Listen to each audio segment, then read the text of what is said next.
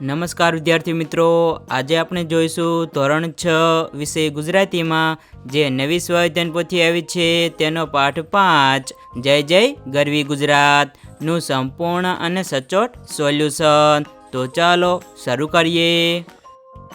મુખ્ય સવાલ 1, કાવ્યમાં આવતા સરખા પ્રાસવાળા શબ્દો લખો।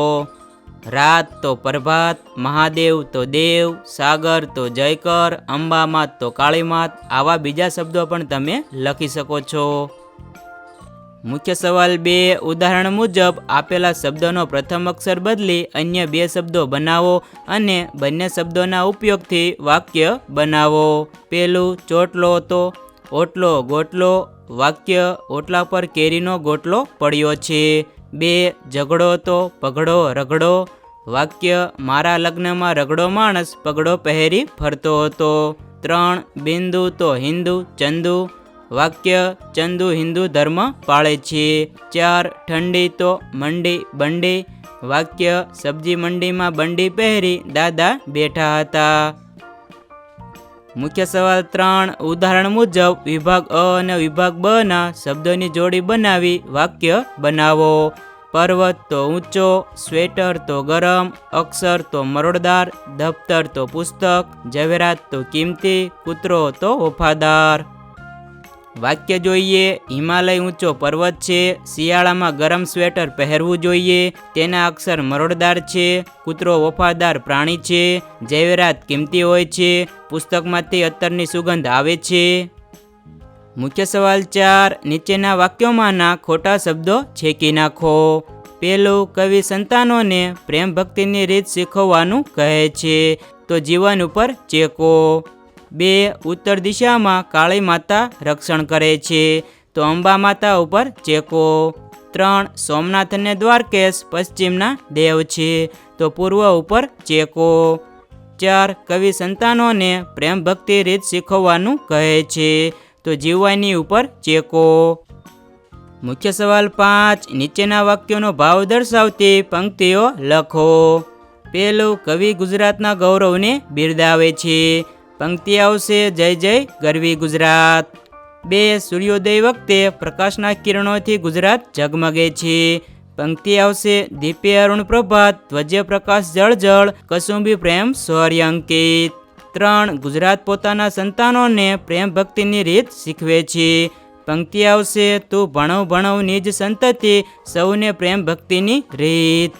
4, ગુજરાતના વીરોએ યુદ્ધ દ્વારા પોતાની શક્તિ દર્શાવી છે, પંક્તિ આવશે વળી જોઈ સુભટના જુદ્ધ રમણને રત્નાકર સાગર।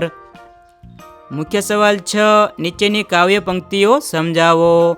ઉત્તરમાં અંબામાત, પૂર્વમાં કાળીમાત છે, દક્ષિણ દિશામાં કરંત રક્ષા કુંતેશ્વર મહાદેવ।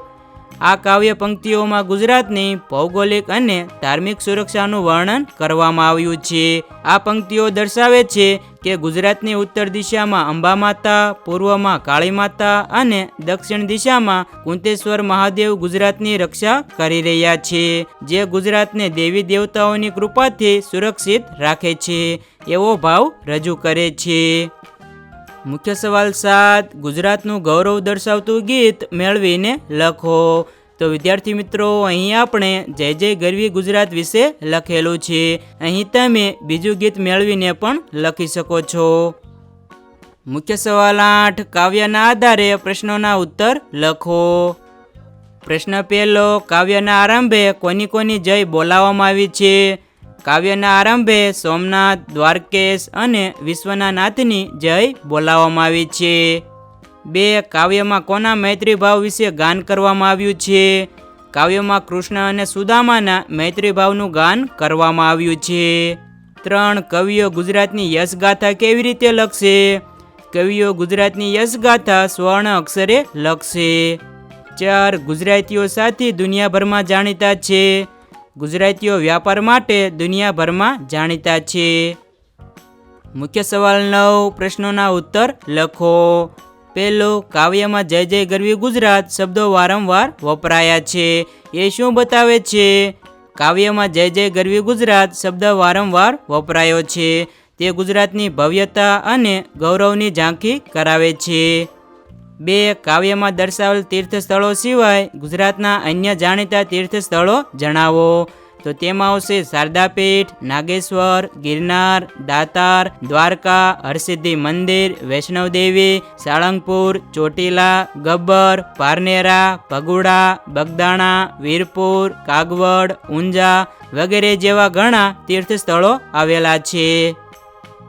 3. આ કાવ્યમાં ગુજરાતની કઈ કઈ નદીઓનો ઉલ્લેખ થયો છે?